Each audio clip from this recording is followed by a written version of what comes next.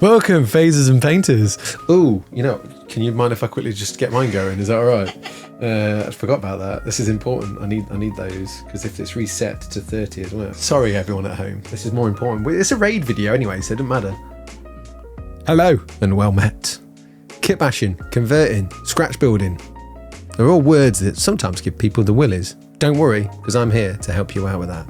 Now, through my years of experience, it's not as bad as some people make out. It always seems quite off-putting thinking about converting and kitbashing. Even Pat has admitted that at first it seemed quite complicated, but once you do like a simple thing like a head swap or a hand swap, it's actually a lot less intimidating than you think. In this video, we're going to go through some basics as well as throw in some intermediate stuff as well. And by the end of this video, you'll be able to make some cool customized characters that just look a little bit different from those on the box. Now, the first thing to remember about kitbashing is it can be as hard or as easy as you want. And when I mean that, I mean you can spend ages like clipping off arm joints, knee joints, this and the other, or you can just do a simple head swap, which is a nice entryway of getting into kitbash, or even a hand swap. It doesn't have to be as complicated as that, and it still looks different. So let's crack on and show some of the examples that I've done in the past which showcase some of these things. So first up is the Ventralian Noble, and all this is a simple head swap. And the great thing about that is it changes the profile, it makes it look like a completely different character, and all you've done is just swap two heads around. So the next one we've got here is the Bannerlords themed Stormcast. So again, keeping with the raid theme. All I did here was do a head swap with a knight. So I put an old knight's head on it from the Empire kit and replaced his banner with a hammer. So that's a bit of a weapon swap. So just changing the top of the weapon and also give him a head swap. Again, pretty straightforward. Everything else is the same build as it comes in the kit. And the last thing here is my Sisters of Sigma Matriarch. Again, simple head swap on a 40k body. So this is an entirely different themed body. So as opposed to being fantasy, it's a 40k body with a 40k head, just painted to look like a fantasy miniature, given a sword. And the only hand swap I got here is that mace. Again, fairly straightforward, just swapping two limbs around. Again, that brings me back to the point about making it as easy as possible. With just a few amendments to the miniature, you're able to completely change the dynamic and in some cases the profile of the miniature. So for this video, as a fan of Raid Shadow Legends characters and aesthetic, I'm going to be kitbashing one of the main starter characters, which is Athel. So you start with 4, you can pick which one you want. Athel is one of the starting ones, and also I'm going to be using some really straightforward kitbashing techniques using a kit that's predominantly a Stormcast model. So a character you can easily get hold of in the game and parts that you can easily get hold of, so you don't have to like be searching the internet to try and find a random part. So that is what we're going to do. But before that, let's talk about our sponsor, Raid Shadow Legends. So for this video, what I'm going to be doing is kitbashing Athel, who is one of the starting characters you get when you play Raid. And for me, Raid is a great resource for characters and colour combos. So here's a little bit more about Raid Shadow Legends, who are our sponsors.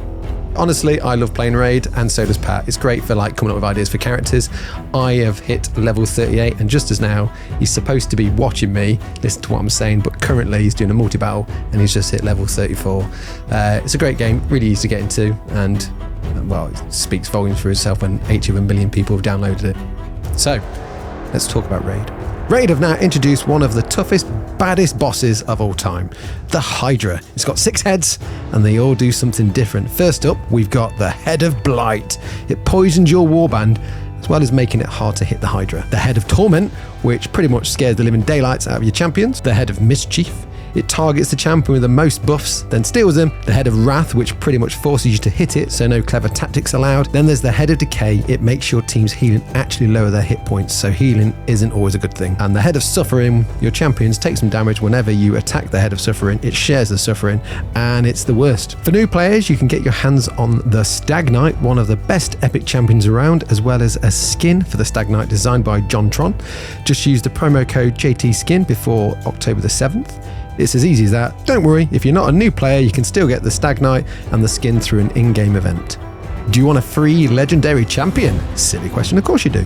Especially when you're as cool as this. Check out Sun Wukong, Raid's take on the mischievous Monkey King, coming as a free legendary champion. All you've got to do is log on to Raid on 7 different days between August the 22nd and October the 23rd to get your hands on this awesome champion. No heroic journey to the west required, just log in, that's it.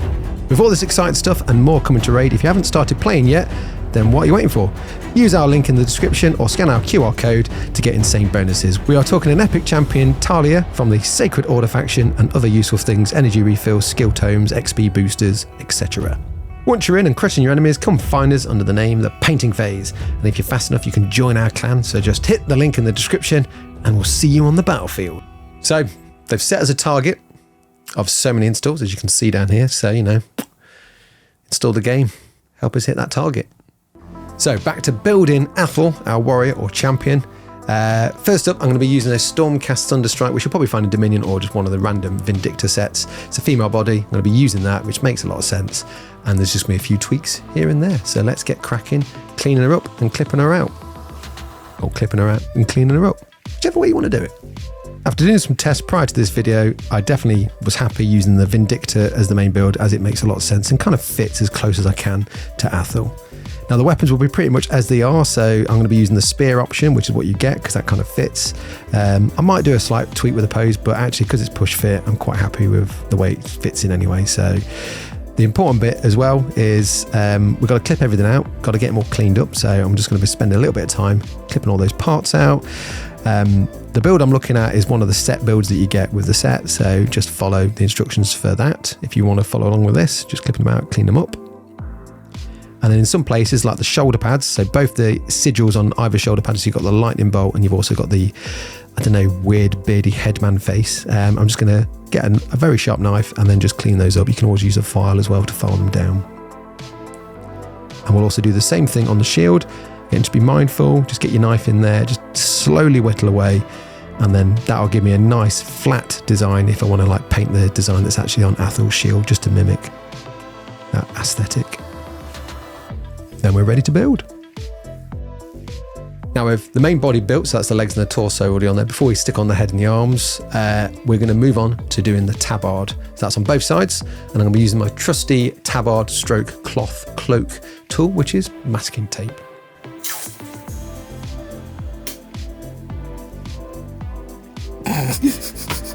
Now there's a few things to bear in mind when using masking tape. First up, I'll cut a strip to the size I need. I also like to tear the bottom at this point, so you can either tear it before you stick it onto the cutting mat or whatever. It'll give a vibe of like a worn, old, battered tabard, especially if they've been on the battlefield a lot. If you attach to the model, then do it after, there's a danger of ripping it actually off the mini, so you don't want to do that. From experience, and I've done this loads, use the stickiness, tackiness to help you keep the place in tape whilst you cut it. So even when it's on the model, I can put it on here on the back. I'm using the tackiness of the masking tape. Eventually, once I'm happy, I might drop in a little bit of super glue, just using like an old tool or something like that. But don't worry, it will hold quite well. And once you spray it, it'll all make sense and it will stay in place. But the other good thing about using masking tape is if you're not happy with the position, you can take it off and replace it and adjust, which I had to do a few times on this build anyway. Also, make sure you get a nice fresh blade as well. This will really help too. Be mindful though, as it is a fresh blade, a little bit less pressure will be needed. Cut around the armour to give the sense the tabard is under certain levels, like the pauldrons and belt. As I get to the bottom here, obviously I'm being mindful there's a belt there, so I'm just going to cut to the belt. And then I'm just going to get an old tool and just adjust so it looks like there's folds in the cloth as well. And once you've done that for the back, do that for the front as well. And for a bit of flair, all I like to do is just style the tape to look like it's blowing or fluttering in the breeze. And for some extra reinforcement, I'll add a few drops of super glue here and there. So I'm just getting an old file here and just dipping that into some super glue and just dropping it, usually where the top bits are, just so it holds in place.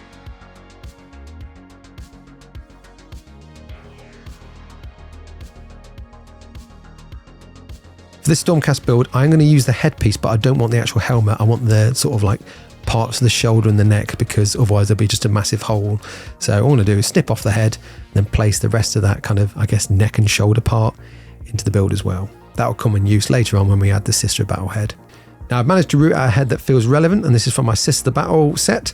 Again, any head will do. This just felt right because it's got a short haircut that feels very close to Athel's hair. So there we are. We've built Athel. It's close. It's not an exact match. I mean, the closest models I could find were the Vindictors. I want to use her in the game as well, so I'm going to find a way of using her in Warcry because she looks cool. Now, masking tape. I've had a few people in the past like say, masking tape, that's not going to be very robust when you paint it. To be honest, once you've undercoated it, you get some kind of extra reinforcement from that as well. But if you're not happy and you're not sure and you think, it might flutter around a bit, I might rip it off, just get some PVA or white glue, thin it down a little bit and just paint it over the actual masking tape before you undercoat it, or even after you've undercoated it.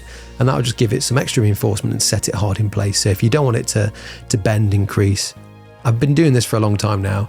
I've never lost any models that have used masking tape cloaks or tabards or bandages or whatever in my figure cases or just traveling. They've never broken or come off. But not super glue, lying to you. PVA glue will do the job. It's water-based as well. I mean, once you've added PVA glue or you sprayed it, it will be pretty secure, and I've never had any issues where it's come apart in my figure cases. Unless your figure case is a bin, it should be pretty good. But just make sure you've got a nice little place inside your actual figure case to go in, and they'll be fine. So hopefully there's been some useful hints and tips when it comes to kit bashing and doing some basic head swaps and stuff, and maybe a little bit of, some illumination with using masking tape for like cloth and this, that and the other. I hope you've enjoyed this video. Thank you as always for watching and bearing with us, because sometimes I do waffle a fair bit. And please hit the like and subscribe. And thank you to our lovely, lovely patrons. You guys are awesome. And you too can be a patron as well. All you need to do is sign up to one of our tiers and enjoy the many benefits we have. Until the next time, see you soon. Oh, and play Raid, it's great. Don't forget to use our Raid Shadow Legends link in the description or scan our QR code to get the insane bonuses for new players with an epic champion.